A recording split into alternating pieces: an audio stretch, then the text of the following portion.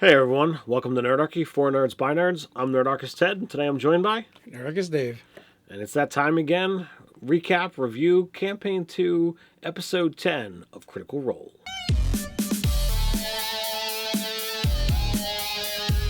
Jump down the description below where we can sign up for Nerdarchy, the newsletter. Get weekly gaming tips, as well as learn how to game with Nerdarchy. What is that saying? Is it Friday yet? For us, that's so true.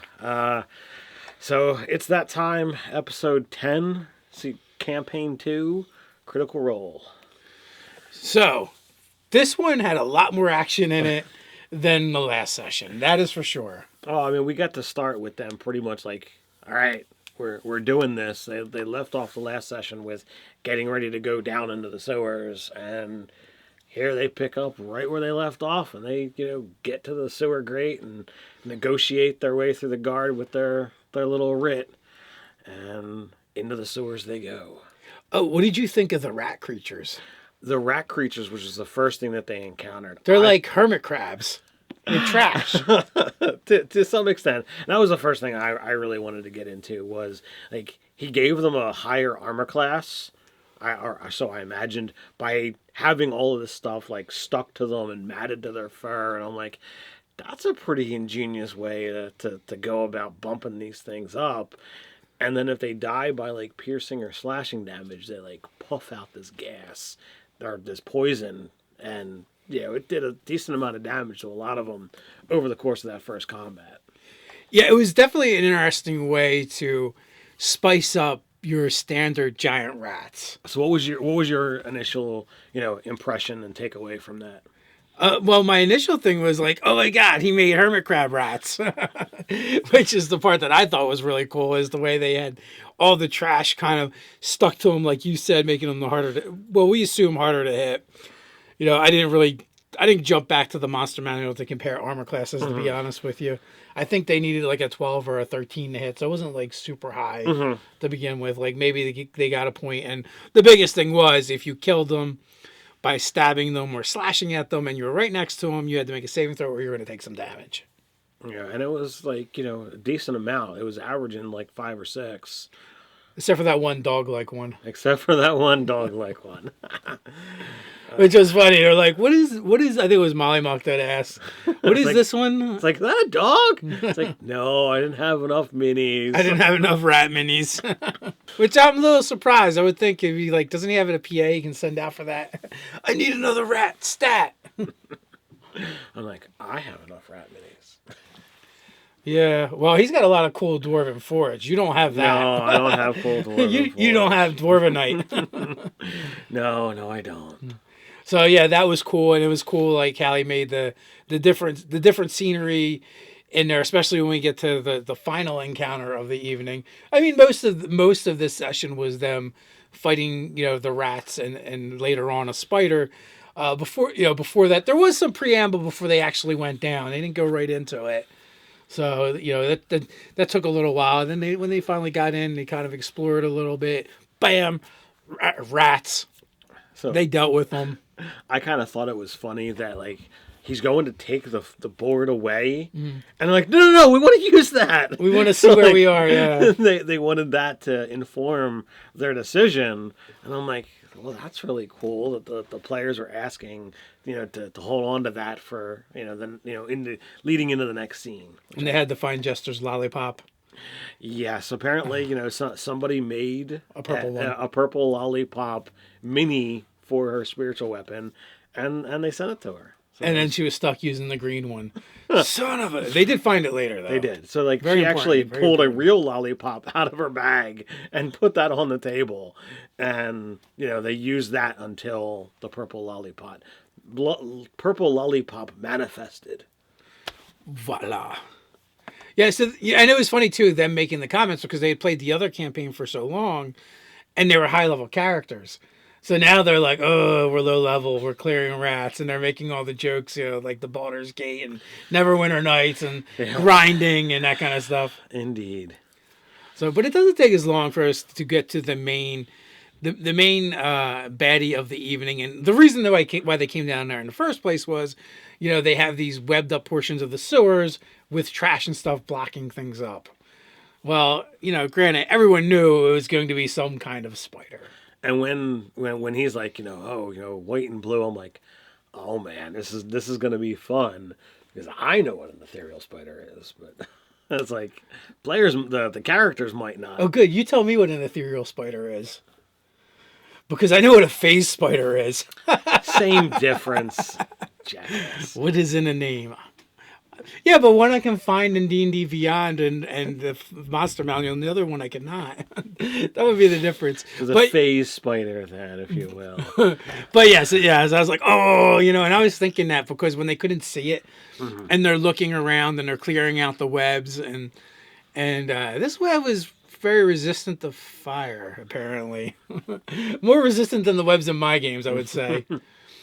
So I thought it was kind of cool when they're like going through the bodies, and I'm like, they gotta find someone that's alive. That's just one of the tropes. Like, there's always someone that's got to be able to talk, and someone that's going to be able to distract them. They need someone to distract them.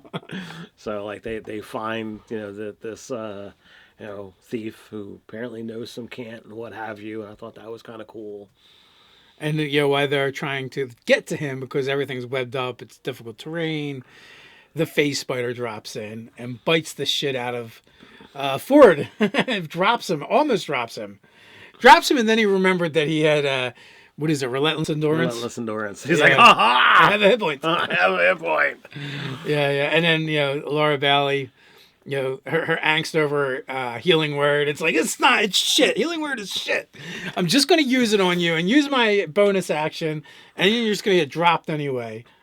And her spiritual weapon was like just shy of getting there. It did nothing the whole time. Like I just felt so bad. It's like it just constantly moved around. It's like, oh, can't quite get there. Oops. But it was amusing. It was a very, very tactical battle. And when you have a phase spider, that's kind of what it's going to be, because every other turn it's just not there. It phases in, it attacks. Phases out on its following turn. After it attacks, it then has the ability to move again, phase in, and attack. It's got web walking, so it's not going to be bothered by the difficult terrain. So it has a bit of a tactical advantage there. So yeah, it was kind of cool to see them, fight this phase spider, and Fjord got really jacked up. Some other ones took some damage; they were hurt from earlier. But eventually our heroes, they triumph, they save the day. And then they try and steal all the stuff. Well, before you even get into stealing the stuff, I look at it and like I always question, like, when you have low level characters who may or may not have knowledge of very known D&D monsters, whether it be a troll's regeneration, the phase spider, being able to go into the ethereal plane, or a handful of other things that are pretty tropey in the in the game, to be able to say, well, how are these characters going to react? And these characters might not be knowledgeable enough. Forget what the players know. The characters might not know that it's just gone, or is it invisible and I can't actually land an attack on it. And really, like, I liked what they did in that situation. They treated it as if it was invisible, and they tried making some attacks where they thought it would be. Right. So I thought that was kind of cool to not get into the meta of it. So. That's also true. But then they mop it up, and then we get to the halfling that you liked. They cut him out. He's all tatted up. He's got the tattoos all in here. They kind of rob him first, or start robbing him. Well, they were looking for the one key or the one piece of information, which they don't. No, the halfling said that Beau robbed him, or was it Beau? Who did he accuse? He accused Jester of robbing him because she went through his pockets. But Jester's like, I didn't take anything. I didn't. And that's like, well, that's not what he's saying. You took all my money. So I thought that was kind of funny. Caleb, totally rifled through, stuff, and he wound up taking a suit of armor and a whole bunch of money, but then he winds up giving all of the money to Jester because Jester's talking about being broke, and it's like 50 gold is nothing. Like, I spend this on junk. That was more than my allowance is more than that. Yeah, and he winds up trading the cool armor that's all got this cool sea motif to Fjord, who has the background of sailor, because he really wants that that scorching gauntlet, even though he's got an issue with fire. Yeah, he's got a complicated relationship with fire, let's say. So I kind of thought that was another cool moment where he didn't just do it out in the open with everybody. He's like, oh, I want your opinion on something, and I want to talk to you about something, and he gets these little side conversations to happen, and I'm like, that's kind of cool. Well, in both instances too. Yeah.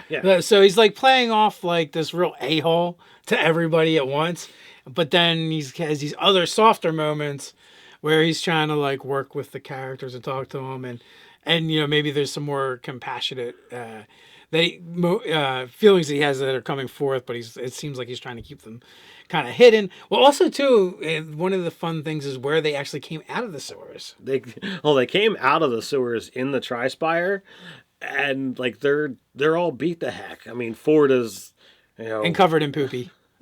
Oh, they were in the sewers. Wait a minute, before we even get out of the sewers, should we talk about Nott? What part about Nott do you want to talk about? Do you want to talk about where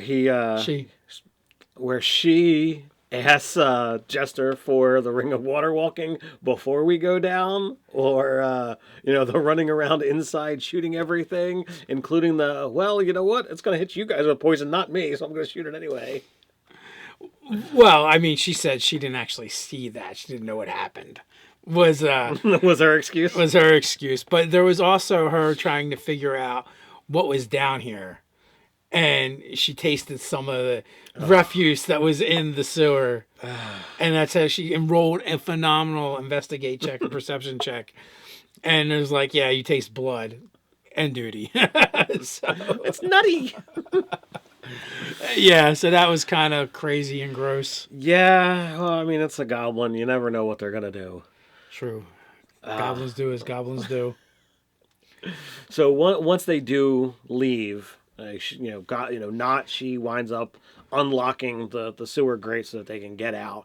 And I was very thankful that they relocked it, because I was afraid that there'd be other ramifications that would follow, because I, as the DM, would absolutely have things happen in the Tri-Spire because the gate wasn't locked. They had to try and grease the spider to get it out.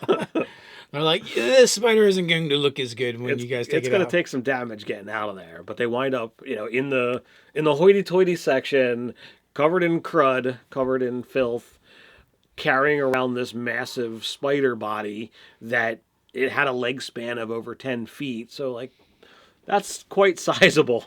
It's Yasha and Jester, you're going to have to be the ones to carry this. But yeah, it's kind of funny. They're the beefiest. So I did find that part amusing as well. Because even Fjord and Mollymauk, which are the other, I would guess, would say melee fighters, Fjord hits things with his charisma, pretty much. And I think Mollymauk's all about dexterity. And he's all about dexterity. So, I think he's a Dex Wisdom build with the Blood Hunter. So our heroines are the brawn of the party, and they end up, which is funny because Jester is a trickery cleric. It's so true. But so they end up trussing this thing up and running the Beau's staff through the legs to carry it out. And at first it's listen, we're in the Tri-Spire, and Caleb is like, well, what time of day is it? I could go look for. He actually winds up quoting the name wrong. It's supposed to be Chastity's Nook, and he called it something else. I don't know what the other thing is that he misquoted. But I mean, everybody knew what he was looking for. He was looking for the smut shop still. His fantasy porn. So very important. Very important. So it's all right. Well, this is interesting. We're gonna see how that winds up going. But they well, look at this, look at that. We know how to get back here if we really need to. But we're gonna, for now, they're gonna head back to the town hall. They're gonna turn this in, and they're gonna get their money. Well, the other problem, though, is still the fact that you're going to be covered in crud because you have to go through the sewers to sneak in this way. But, like you said, they do have a way in case they need it going forward. And they had some cool role-playing scenes with the guy that basically gives out the reward and made the writ. I don't remember his name off the top of my head. Yeah, I don't either. You know, he was kind of a grumpy dwarf with resting bitch face, I believe is how it was described. And, you know, again, they try and work him over for more gold, and it doesn't work out. The mighty 9, but there's 7 of you. And like they had the whole exchange before about, oh, we'll only put 7 on the list. You know, but like, oh, well, yeah, 2 of us died. That should be worth more gold. He winds up, rolling a persuasion of 11, and it's like, oh, I'm so sorry for your loss. Here's the contracted amount that we agreed upon. Oh, and by the way, that gear you said you picked up, that belongs to the Empire. We're going to need you to turn that over. And they turned over most of it. Except for they did keep some of it, because Jester. Jester kept the swords, but she turned over the armor, the 2 suits of armor, and the 2 extra helmets. And then Caleb didn't even go in because he was off identifying the cool armor. Yes. Which we don't know exactly what it does, but it sounds like Mariner's armor to me. Yeah. Pretty much. I don't know if it's straight out of the book or modified. Something special, yeah. But it sounds like something a sailor would wear. You know, it's leather armor, so it's light armor, so it's right up the Warlock's aisle. Yeah, so from there, and that's when it was after that the cool role playing scenes that kind of happened that you were talking about. Oh, and also before that, they did have another representative of the Empire that kind of turns things upside down a little bit in the sense that so far they've only dealt with people from the Empire that are mostly a-holes. Mm-hmm. You know, anyone that's not kind of like in charge or has any kind of command or any kind of influence or power, they've all been a-holes. Well, now Matt introduces one that is kind of like a sweet old lady and is really thankful and really nice to them, to further morally complicate things. Right. So, like, she came out, she thanked them for what they did. It's like, it takes a great hero to go in where others, run away and to do what others can. And it's like, all right, this is kind of cool. So as you said, that it creates this moral quandary. Getting back to that role playing scene, there was a bit of information that Caleb put out, through role playing that I'm like, ooh, this is a nice, neat little tidbit when he's talking to Fjord. Fjord mentions trust, and despite the fact that he's got a relationship with Nott, like, he doesn't trust any of them yet. Yeah. Like, he almost says he trusts Nott, but then pulls back. It's like, there could be, no, I don't trust any of you. And I'm like, oh my God, like, to have gone all this time. I mean, we're talking about weeks and weeks worth of traveling and adventuring together, and to be able to say, no, I don't trust them. I'm like, wow, that's a pretty bold statement, to come out of that. So he's working on it. He's got trust issues. Well, it's fine. I'm not saying, oh, he absolutely should, and he's doing it wrong, and wave my cane. No, none of that. I'm just saying, like, from an RP perspective, I thought that was a probably the coolest RP moment of the entire session, because that's strong to say. Like, oh yeah, I don't. Yeah, it definitely reveals more about Caleb's character, and we keep getting more and more from all of them with each episode. I really like that they're kind of really been digging into Beau and like how she comes off. Mm-hmm. Yeah. So I forget what the stats are, but I wonder if, like, she's just trying to play a low charisma, mm-hmm. and just be abrasive, all the time. And like, they keep bringing that up, and like the interplay between that and Fjord is pretty funny. I agree. After there's these cool exchanges, they're like, they'd taken the information that they had gotten from the halfling thief, and they're looking for the gentleman, which, like, we don't know a whole lot about it. Like, it's come up a couple of times, and each time it's like, we don't mention that name, around other people. But after, Nott pretty much cants the halfling and says, okay, hey, it's all good here. We can talk openly. And this guy apparently was involved in the ale trade. He gives them the information of, this one tavern that they wind up going to, and like they go to they go to the building. There's a big burly, fighter type and a thin whippy fighter type, and it's like the way he described it, it's like, okay, well, I can understand visually someone can make the wrong assumption, but when you're thin and wiry and standing outside a tavern like a bouncer, I'm gonna think you're the more dangerous one. There's something to that, yeah. And it's like, this guy is really good at daggers, and he's gonna sneak attack like a mofo. So that's the guy I don't want to pick a fight with. But they go inside and it's like dead, and I'm like, oh, okay, this is not what I was expecting, because they're talking about, oh, we're gonna go have a raucous party and Thailand on and blah blah blah, and they get cruddy service and pretty bitter cruddy ale. So like they each have their drink, and it's like, well, I guess we're not gonna have a drink here. But they wind up seeing that the one of the lone people that's sitting at the tavern has those similar neck tattoos that the halfling had, and I'm like, all right, so now we're seeing some linkages to what's going on here, some foreshadowing, if you will. Oh. And then they go back to the tavern where they've been staying at, and Beau and Fjord get pulled aside by the dwarf from the rabble rousers. That's the word I want. Yes. From the beginning of the previous session. Yeah, and so I mean, it's pretty obvious he's going to try and hire them to break his wife out. Like, that's where I'm going. Mm-hmm. I don't know what you guys are speculating, but I think that's what he's going to try and do. So the question is, will they go up against the Empire directly and try and do something like that? For enough gold, I think they'll try it if they can get away with it. I don't know. Caleb is going to be against it. Caleb is going to be against it. I think Mollymauk's going to be against it as well. No, he's for the downtrodden, because he's trying to teach Nott that it's okay to steal from some people, but not others. The grumpy people like Beau. Well, and Fjord, apparently, because Fjord, we had a whole thing there.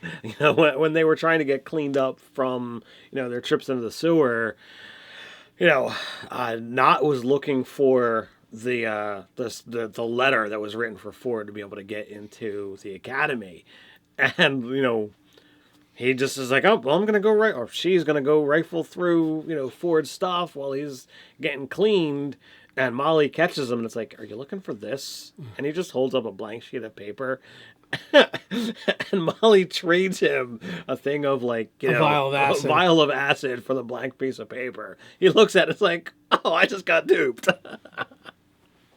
Yeah, so he messes with Nott a little bit, and there's a bit of exchange, and he's just like, I don't care what you do. Then he leaves, but then he goes and rats Nott out. He's like, Nott's trying to go through your stuff. Yeah, the goblin's going through your stuff.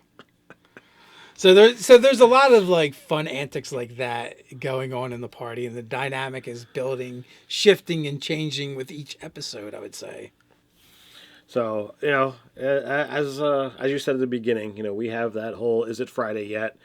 And, I'm looking forward to episode 12, seeing what happens with the Rabble Rousers, what happens with, the storyline. Are they going to just not go to the meeting and, see what happens? Are they going to go and then make a judgment?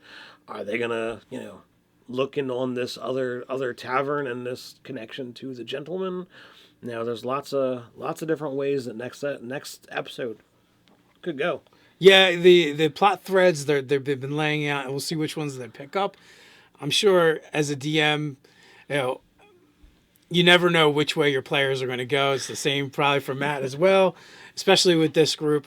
So we'll have to see what they do. Do you have any ideas? Where do you think they're going to go? You can tell us all about it in the comments below. While you're down there, don't forget to like, share, and subscribe. You like this video and want to see more? You can always support us over on Patreon. So until next time, stay nerdy.